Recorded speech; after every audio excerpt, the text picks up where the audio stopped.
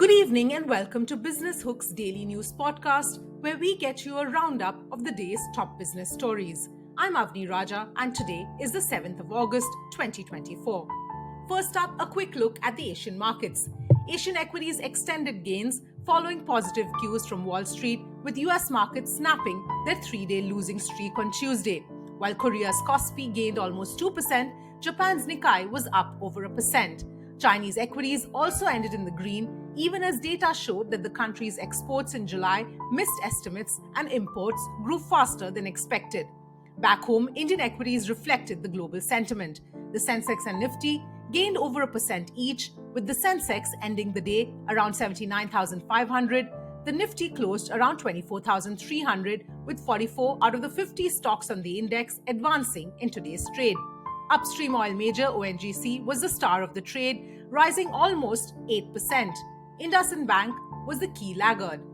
In some relief for home buyers, the central government has moved to amend the budget provisions regarding long-term capital gains taxation on realty. This will result in two tax options for those who bought their houses before July 23rd this year.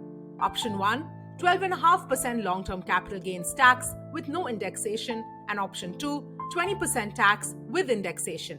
This relief will not be extended to those who have bought houses on or after July 23rd. In the auto sector, Tata Motors, which has taken the pole position in electric vehicle sales, launched the Tata Curve EV. The car, introduced at a starting price of 17.5 lakh rupees, promises a range of 150 kilometers with just 15 minutes of charging.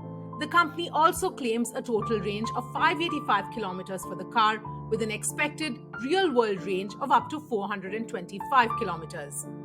On the latest from the corporate space, Reliance Industries chairman Mukesh Ambani has said that the conglomerate has consolidated its balance sheet after the previous round of capex and is ready for the next level of growth.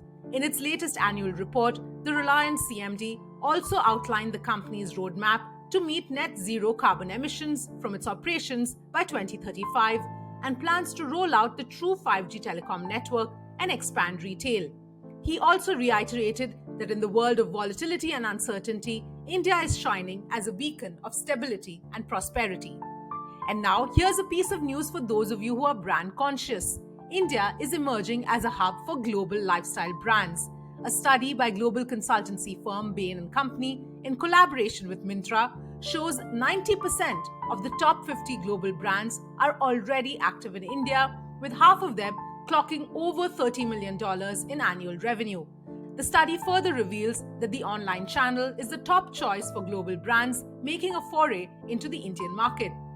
Well, that's it for today. If you like this podcast, let us know in the comments below. Don't forget to share and subscribe to Business Hook for more such content.